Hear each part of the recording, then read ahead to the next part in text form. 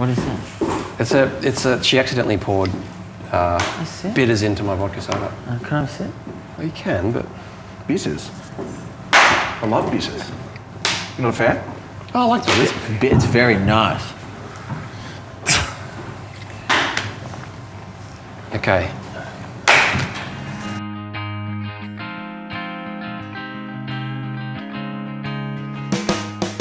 I can tell this. I know exactly what happened with Dave coming and joining the band. Matt had talked about Dave, who was up at the... He's in the Northern Territory on a protest site. No, Queensland. Yeah, what was the mine? Something. Jabiluka. Oh, it's Jabiluka mine, Jabiluka. Yeah, right. He literally had a beard. He had half-bitten cigarette butts in a left-hand pocket, and was wearing sandals and a shirt. I'm definitely sure it wasn't washed. And he rolled in with his mate's guitar, turned in, and that gave feedback for about 10 minutes until he figured out how to sort of work it. And I didn't want to be rude to Matt, but I was looking at Patch going, this ain't gonna work, man. Like, this guy's like, this ain't gonna work.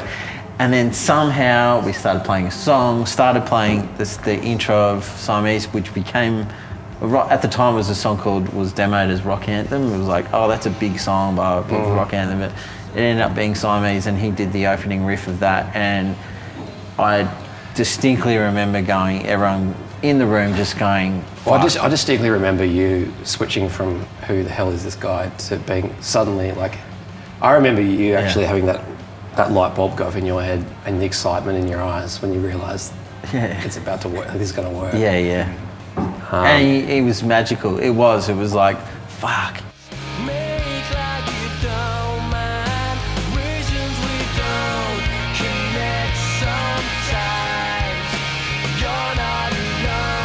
Dave coming in, it was, I wish he was here to talk about it, because it was an awesome moment, and it was just something that we needed, and Dave's always been brilliant of that. Yeah. He always puts those beautiful colours over all of those songs and makes them just that bit more interesting, and has a really unique way of looking at the universe. He's a freak by magical Merlin standards, you know.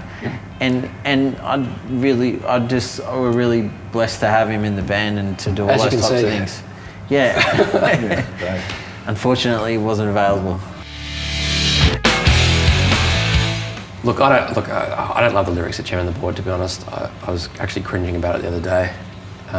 It's a bit of a lame concept. The song, though, the song is fantastic. I think, it was just that guitar riff, which we were later accused of ripping off Jesse's Girl, which I had no idea at the time.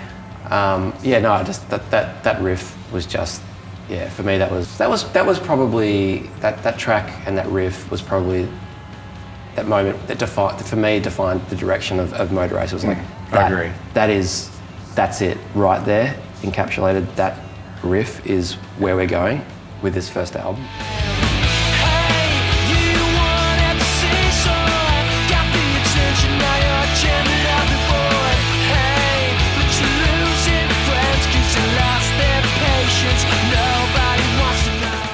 There were lots of riffs on that. Yeah, lots of riffs. But lyrically, not my finest hour. So what exactly are you saying? Criminal Past was just a great, just a great pop song. Very much UMI driven, inspired, lyrical style. Yeah. Got to do a fun clip for that one, where we all got into our drag gear. I don't know if you've seen that, but certainly when I started a new job once and they were interested in the band, and they went online and watched that. It was awkward. You got the job? It was really awkward. Did you get the job? A couple of days. I already got the job, but cool. I think people are less judgmental these days. But Less judgmental? I hope so. It's good fun. I don't think you can do that clip anymore. Great song, though. Good song. Great song, Jeff.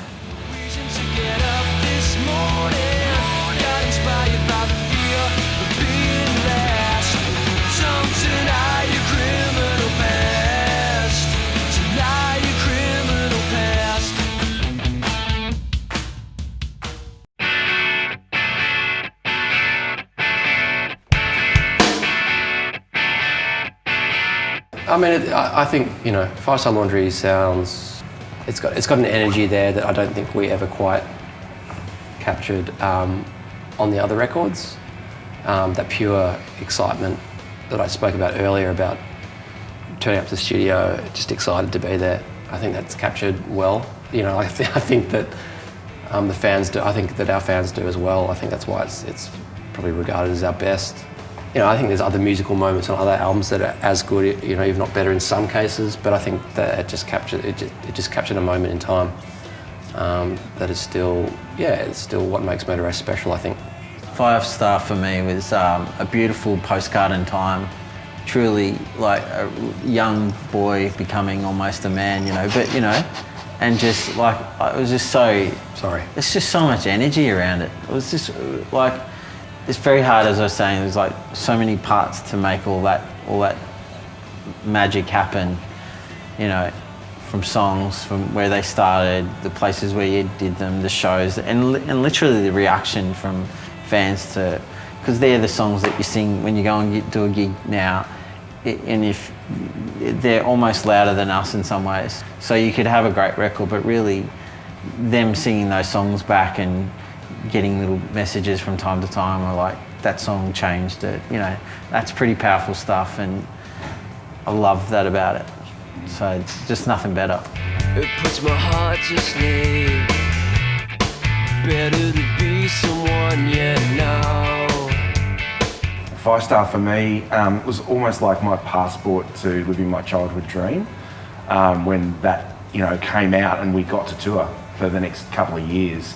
To full rooms every night, to just be playing music for a living, and that was the soundtrack to the whole thing. So, such a special point in time, and yeah, it makes me quite nostalgic listening to it now, definitely. Yeah.